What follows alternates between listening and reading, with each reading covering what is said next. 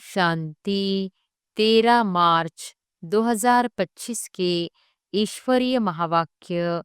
पहले एक नजर मुरली के मुख्य पॉइंट पर। बाबा ने कहा, होली आदि कोई अपना त्योहार है नहीं, यह सब है भक्ति मार्ग के त्योहार। त्योहार है तो सिर्फ एक, त्रिमूर्ति शिव जयंती। बस सिर्फ शिव जयंती कभी भी नहीं कहना चाहिए। जिन्होंने बहुत भक्ति की होगी वही बहुत अच्छी रीति ज्ञान उठाएंगे। कम भक्ति करने वाले ज्ञान भी कम उठाएंगे तो पद भी कम पाएंगे। जितना बाप की याद में रहेंगे तो पवित्र होते जाएंगे और रॉयल्टी भी आती जाएगी। कोई भी धर्म वाले को इस गोले पर व झाड़ पर तुम समझा सकते हो। यहाँ तुम विश्व में शांति स्थापन करने के निमित्त बने हुए बच्चों को बाप विश्व के राजाई प्राइज में देते हैं। यह इनाम भी नंबरवार पुरुषार्थ अनुसार मिलता है। देने वाला है भगवान बाप। और फिर बाबा ने कहा, बहुत बच्चे हैं जो कुछ भी कल्याण नहीं करते, न अपना न औरों का करते हैं। इसलिए घोड़े सवार प्यादे कहा जाता है। कोई थोड़े महारथी है। अंदर बाहर सच्चाई चाहिए। आत्मा ही झूठी बनी है, उनको फिर सच्चा बाप सच्चा बनाते हैं। तुम्हारे लिए यह ज्ञान और विज्ञान ही होली धुरियां है। वे लोग भी होली और धुरियां मनाते हैं, लेकिन उसका अर्थ क्या है यह भी कोई नहीं जानते। माया के वार से बचने के लिए कभी देह अभिमान में मत फंसो। सदा खबरदार, सब भाई बहन है। और फिर लास्ट में बाबा ने कहा, विज्ञान है ज्ञान से भी परे। ज्ञान तुमको यहाँ मिलता है जिससे तुम प्रारब्ध पाते हो, बाकी वह है शांति धाम। कोई कहते हैं यह ड्रामा बना ही क्यों। अरे यह तो नई दुनिया और पुरानी दुनिया का खेल है, अनादि बना हुआ है। देह अभिमान छोड़ देही अभिमानी बनो। तुम्हारे लिए पढ़ाई ही बड़ा त्योहार है, जिससे तुम्हारी कितनी कमाई होती है। अपने सुखधाम को याद करो, किससे जास्ती बात भी न करो, नहीं तो नुकसान हो जाता है।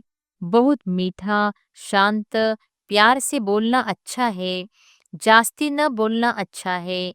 शांति में रहना सबसे अच्छा है। और अब सुनते हैं महावाक्यों को विस्तार से।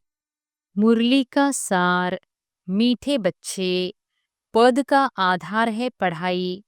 जो पुराने भक्त होंगे वह अच्छा पढ़ेंगे और पद भी अच्छा पाएंगे।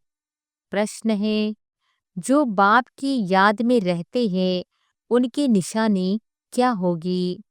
उत्तर है, याद में रहने वालों में अच्छे गुण होंगे, वह पवित्र होते जाएंगे, रॉयल्टी आती जाएगी। आपस में मीठा खीर खंड होकर रहेंगे। दूसरों को न देख स्वयं को देखेंगे। उनकी बुद्धि में रहता जो करेगा वह पाएगा। ओम शांति। बच्चों को समझाया गया है कि यह भारत का जो आदि सनातन देवी देवता धर्म है उसका शास्त्र है गीता। यह गीता किसने गाई यह कोई नहीं जानते। यह ज्ञान की बातें हैं।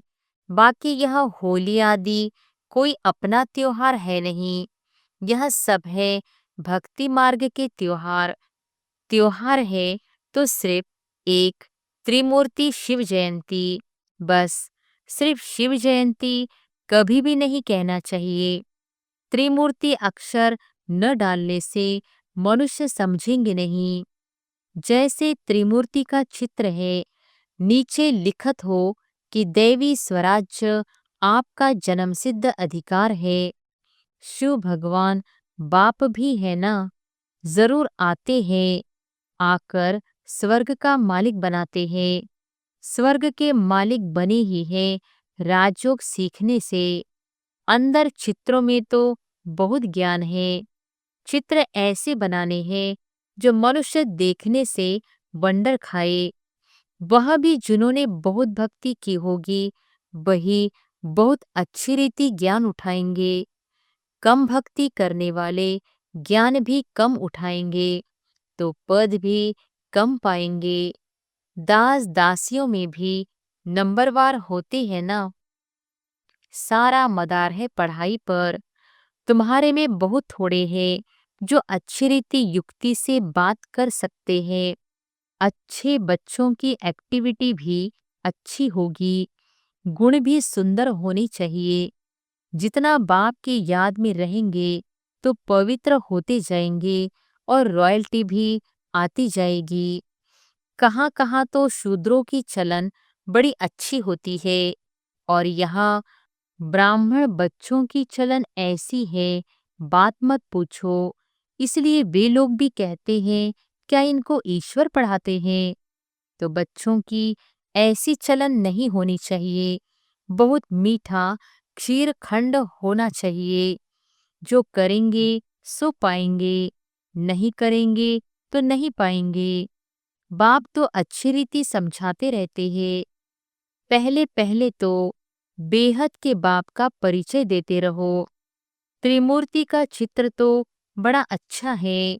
स्वर्ग और नरक भी दोनों तरफ है।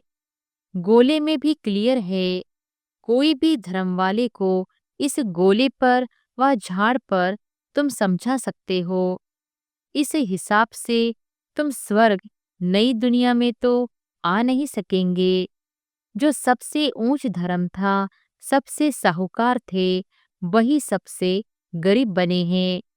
जो सबसे पहले पहले थे, संख्या भी उनकी जास्ती होनी चाहिए। परंतु हिंदू लोग बहुत और धर्मों में कन्वर्ट हो गए हैं। अपने धर्म को न जानने कारण और धर्मों में चले गए हैं, या तो हिंदू धर्म कह देते हैं। अपने धर्म को भी समझते नहीं हैं। ईश्वर को पुकारते बहुत है, शांति देवा, परंतु शांति का अर्थ समझते नहीं हैं। एक दो को शांति की प्राइज देते रहते हैं। यहाँ तुम विश्व में शांति स्थापन करने के निमित्त बने हुए बच्चों को बाप विश्व की राजाई प्राइज में देते हैं। यह इनाम भी नंबरवार पुरुषार्थ अनुसार मिलता है। देने वाला है भगवान बाप। इनाम कितना बड़ा है! सूर्यवंशी विश्व की राजाई। अभी तुम बच्चों की बुद्धि में सारे वर्ल्ड की हिस्ट्री, ज्योग्राफी, वर्ण आदि सब है। विश्व की राजाई लेनी है तो कुछ मेहनत भी करनी है। पॉइंट तो बहुत सहज है। टीचर जो काम देते हैं वह करके दिखाना चाहिए, तो बाबा देखे कि किसमें पूरा ज्ञान है। कई बच्चे तो मुरली पर भी ध्यान नहीं देते हैं। रेगुलर मुरली पढ़ते नहीं। जो मुरली नहीं पढ़ते वह क्या किसका कल्याण करते होंगे। बहुत बच्चे हैं जो कुछ भी कल्याण नहीं करते, न अपना न औरों का करते हैं। इसलिए घोड़े सवार प्यादे कहा जाता है। कोई थोड़े महारथी है, खुद भी समझ सकते हैं कौन कौन महारथी है। कहते हैं बाबा, गुलजार को, कुमार का को, मनोहर को भेजो, क्योंकि खुद घोड़े सवार है, वह महारथी है। बाप तो सब बच्चों को अच्छी रीति जान सकते हैं। कोई पर ग्रहचारी भी बैठती है ना। कभी अच्छे अच्छे बच्चों को भी माया का तूफान आने से बेताली बन जाते हैं। ज्ञान तरफ अटेंशन ही नहीं जाता है। बाबा को हर एक की सर्विस से मालूम तो पड़ता है ना। सर्विस करने वाले अपना पूरा समाचार बाबा को देते रहेंगे।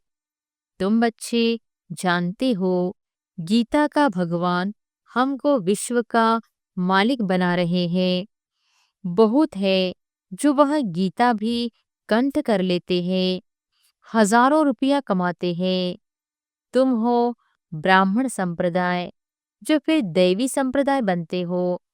ईश्वर की औलाद भी सभी अपने को कहते हैं, फिर कह देते हम सब ईश्वर हैं। जिसको जो आता है वह बोलते रहते हैं। भक्ति मार्ग में मनुष्यों की हालत कैसी हो गई है। यह दुनिया ही आयरन एजड पतित है। इस चित्र से बहुत अच्छी रीति समझा सकेंगे। साथ में दैवी गुण भी चाहिए। अंदर बाहर सच्चाई चाहिए। आत्मा ही झूठी बनी है, उनको फिर सच्चा बाप सच्चा बनाते हैं। बाप ही आकर स्वर्ग का मालिक बनाते हैं। दैवी गुण धारण कराते हैं।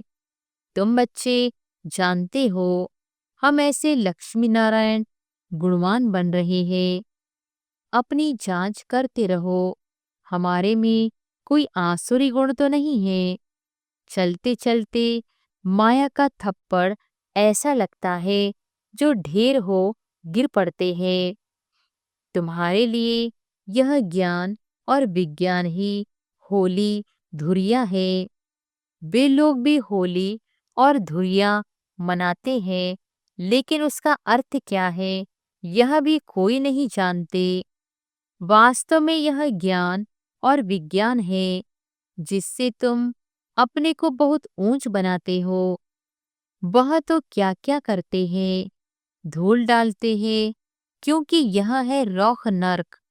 नई दुनिया की स्थापना और पुरानी दुनिया के विनाश का कर्तव्य चल रहा है।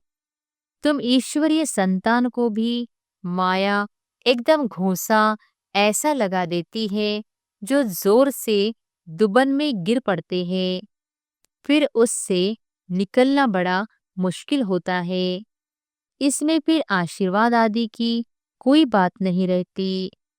फिर इस तरफ मुश्किल चढ़ सकते हैं। इसलिए बड़ी खबरदारी चाहिए। माया के वार से बचने के लिए कभी देह अभिमान में मत फंसो। सदा खबरदार। सब बहन भाई है। बाबा ने जो सिखाया है वही बहनें सिखाती है। बलिहारी बाप की है, न कि बहनों की। ब्रह्मा की भी बलिहारी नहीं, यह भी पुरुषार्थ से सीखे हैं। पुरुषार्थ अच्छा किया है, गोया अपना कल्याण किया है। हमको भी सिखलाते हैं तो हम अपना कल्याण करें। आज होली है, अब होली का ज्ञान भी सुनाते रहते हैं। ज्ञान और विज्ञान, पढ़ाई को नॉलेज कहा जाता है। विज्ञान क्या चीज है किसको भी पता नहीं है। विज्ञान है ज्ञान से भी परे। ज्ञान तुमको यहाँ मिलता है जिससे तुम प्रालब्ध पाते हो। बाकी वह है शांति धाम। यहाँ पाठ बजाए थक जाते हैं तो फिर शांति में जाना चाहते हैं। अभी तुम्हारी बुद्धि में यह चक्र का ज्ञान है। अभी हम स्वर्ग में जाएंगे, फिर 84 जन्म लेते नरक में आएंगे, फिर वही हालत होगी। यह चलता ही रहेगा, इनसे कोई छूट नहीं सकते। कोई कहते हैं यह ड्रामा बना ही क्यों।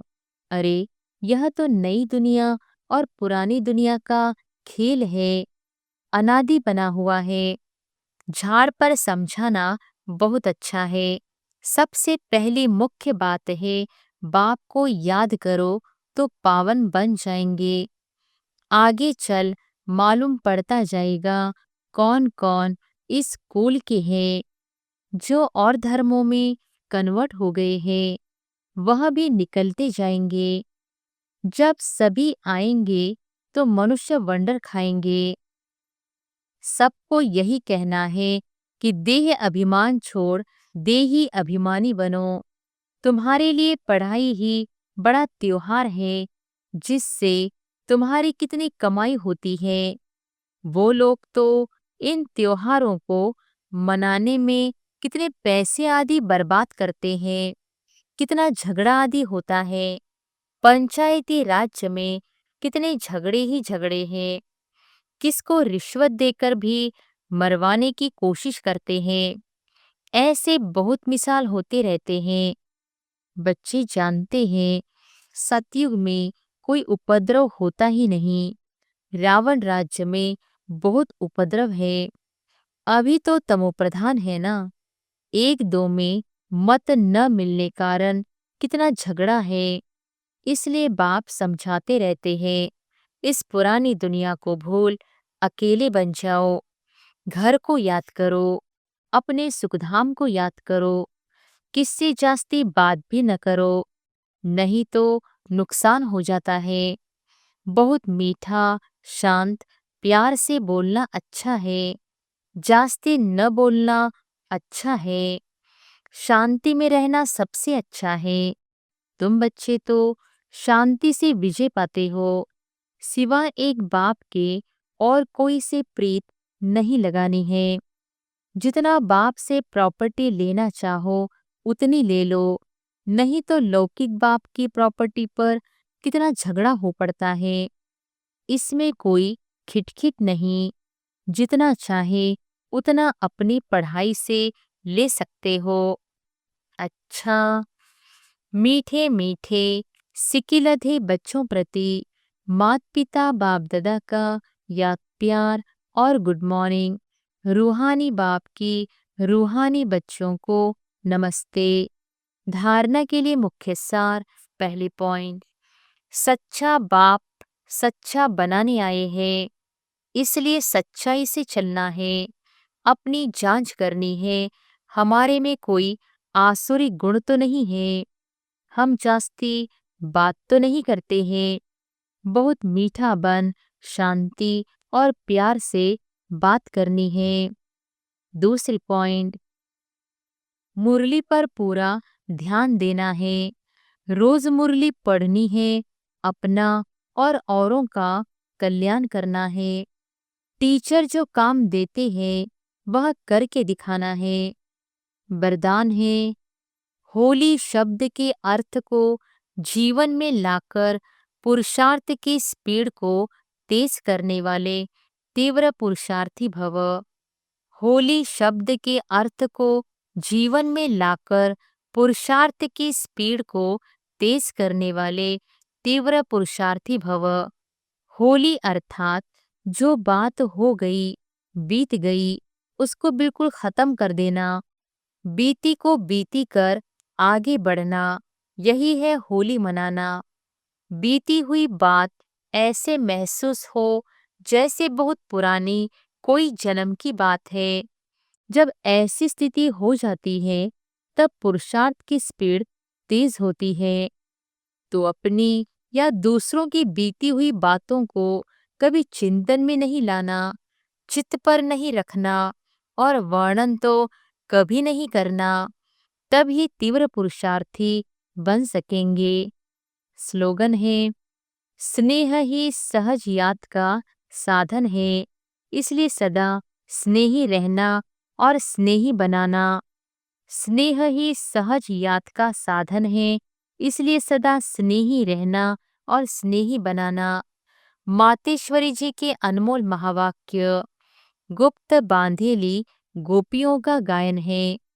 गीत है, बिन देखे प्यार करूं, घर बैठे याद करूं। अब यह गीत कोई बांधेली मस्त गोपी का गाया हुआ है।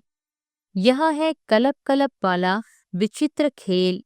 बिन देखे प्यार करते हैं, दुनिया बिचारी क्या जाने। कलप पहले वाला पाठ हूबहू रिपीट हो रहा है। भला उस गोपी ने घर बार नहीं छोड़ा, परंतु याद में कर्म बंधन चुकतू कर रही है। तो यह कितना खुशी में झूम झूम कर मस्ती में गा रही है। तो वास्तव में घर छोड़ने की बात नहीं है। घर बैठे बिन देखे उस सुख में रह सर्विस करनी है। कौन सी सेवा करनी है? पवित्र बन पवित्र बनाने की। तुमको तीसरा नेत्र अब मिला है। आदि से लेकर अंत तक बीज और झाड़ का राज तुम्हारी नजरों में है। तो बलिहारी इस जीवन की है। इस नॉलेज द्वारा 21 जन्मों के लिए सौभाग्य बना रहे हैं। इसमें अगर कुछ भी लोक लाज विकारी कुल की मर्यादा है तो वो सर्विस नहीं कर सकेंगे। यह है अपनी कमी। बहुतों को विचार आता है कि यह ब्रह्मा कुमारियां घर फिटाने आई है, परंतु इसमें घर फिटाने की बात नहीं है। घर बैठे पवित्र रहना है और सर्विस करनी है। इसमें कोई कठिनाई नहीं है। पवित्र बनेंगे तब पवित्र दुनिया में चलने के अधिकारी बनेंगे। बाकी जो नहीं चलने वाले हैं, वह तो कलप पहले वाली शत्रुता का पाठ बजाएंगे। इसमें कोई का दोष नहीं है। जैसे हम परमात्मा के कार्य को जानते हैं, वैसे ड्रामा के अंदर हर एक के पार्ट को जान जान चुके हैं, तो इसमें घृणा नहीं आ सकती। ऐसी तीव्र पुरुषार्थी गोपियां रेस कर विजयमाला में भी आ सकती है। अच्छा, ओम शांति। अव्यक्त इशारे। सत्यता और सभ्यता रूपी कल्चर को अपनाओ। जो भी ज्ञान की गुह्य बातें हैं, उसको स्पष्ट करने की विधि आपके पास बहुत अच्छी है और स्पष्टीकरण है। एक एक पॉइंट को लॉजिकल स्पष्ट कर सकते हो। अपनी अथॉरिटी वाले हो। कोई मनोमय व कल्पना की बातें तो है नहीं, यथार्थ है, अनुभव है। अनुभव की अथॉरिटी, नॉलेज की अथॉरिटी, सत्यता की अथॉरिटी। कितनी अथॉरिटीज है? तो अथॉरिटी और स्नेह दोनों को साथ साथ कार्य में लगाओ। अच्छा, ओम शांति।